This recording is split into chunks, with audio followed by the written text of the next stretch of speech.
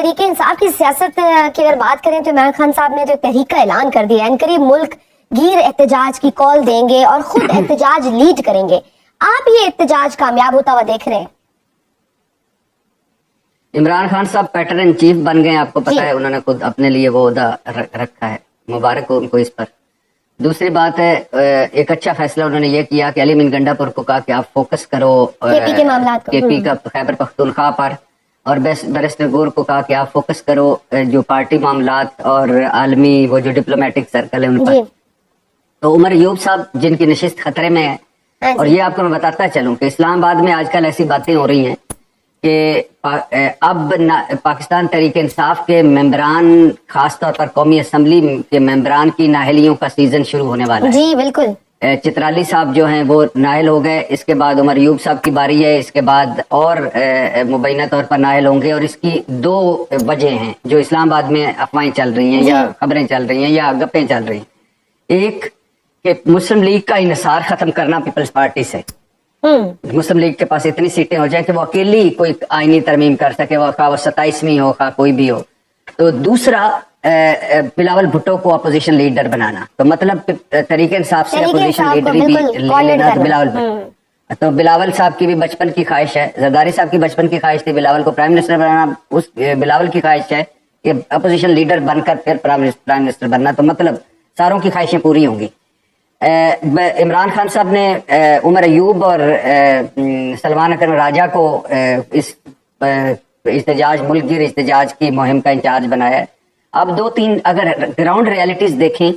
تو ایک تو یہ وقت نہیں ہے، وقت نہیں ہے مناسب، کیونکہ قوم ابھی بھی جنگ ٹلی نہیں ہے، بھارت اور ہمارا آمنا سامنا ہے، تو قوم یا ملک ایک اور طرف لگا ہوا ہے، ایشوز اور ہیں۔ دوسرا عید آ رہی ہے اور اس کے بعد محرم آ رہا ہے۔ عید اور محرم کے دوران اگر یہ کچھ کریں گے تو وہ دفعہ 144 ان کا سامنا کرے گی اور ان کو پھینٹیاں پڑیں گی کہ یہ بھائی سیکیورٹی کے معاملات ہیں، آپ یہ کیا کر رہے ہیں۔ تیسرا اس وقت جو لیڈ کرنے کا ہے، کیا عمر ایوب پورے ملک کو لیڈ کر پائے گا، یہ ایک بڑا مسئلہ ہے۔ چوتھا، مقصد مجھے نظر نہیں آ رہا کہ مقصد کیا اس سے کیا ہے۔ عمران خان صاحب کی رہائی وہ تو ممکن نہیں ہے، کیا اس طرح کا احتجاج ہوگا کہ حکومت ہل جائے گی، ایسا بھی مجھے دکھائی نہیں دے رہا۔ ہاں، اور پانچواں حکمت عملی، ویژن،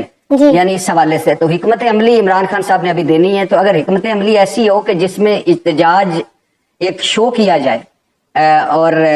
کہ تاکہ پاکستان تحریک انصاف نظر آئے، تو وہ تو ایک علیحدہ بات ہے، لیکن کوئی اتنا بڑا احتجاج نظر نہیں آ رہا۔ اور ایک آخری بات جو میں ضرور کرنا چاہوں گا کہ اوپر عمران خان ہے، نیچے ان کے ساتھ لوگ کھڑے ہیں، درمیان میں پارٹی مسنگ ہے، تو جو پارٹی کی اپنی گروپ بندی ہے، جو اپنی لڑائیاں ہیں یا جو اپنے چیزیں ہیں، اگر عمران خان صاحب علیمہ خان کو اس کی دے دیتے سربراہی کہ علیمہ خان یہ لیڈ کریں گی، تو اس سے بہتر طریقے سے ہو سکتا تھا، کیونکہ ہمارا کلچر ہے، میں تو اس کے خلاف ہوں، یہ موروثی سیاست لعنت ہوتی ہے، لیکن ہمارا کلچر ہے، وہی کرٹیسزم ہوتا ہے کہ موروثیت کی سیاست شروع کر دی عمران خان صاحب نے بھی، جن کے خلاف وہ ساری زندگی بولتے رہے۔ نہیں، یہ احتجاج یا تحریک کا کسی کو لیڈ کرنا، اور جب آپ اندر ہوں، آپ کا chairman, vice chairman, party chairman اندر ہو، صدر آپ کا جو پرویز الہی صاحب بیمار ہوں، اس کے علاوہ جو مین لیڈرشپ آپ کو چھوڑ چکی ہو، باقی لوگ جو جیلوں میں ہوں، یاسمین راشد سمیت، اور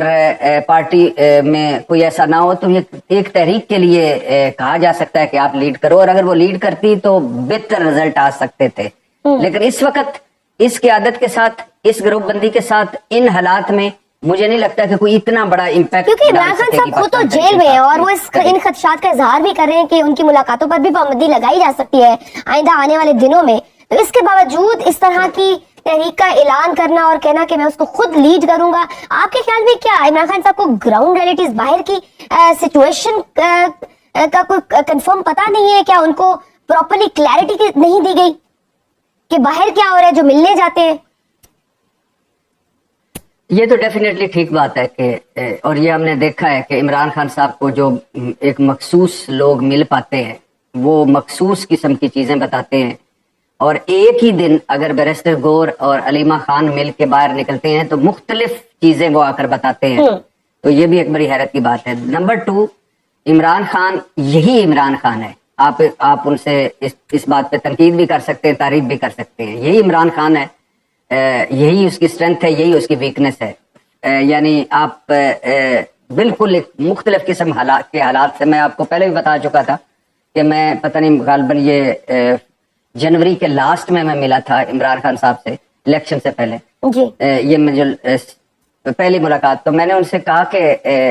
آپ کا بلہ چھن چکا، تو آپ کا پارٹی ٹوٹ چکی، الیکشن آ رہا ہے تو آپ تو فارغ ہو گئے. انہوں نے کہا تمہیں پتہ ہی نہیں ہے کہ 8 فروری سرپرائز کا دن ہے، قوم نے طے کر لیا اور تمہیں پتہ چلے گا کہ 8 فروری کو قوم کتنا بڑا سرپرائز دے گی.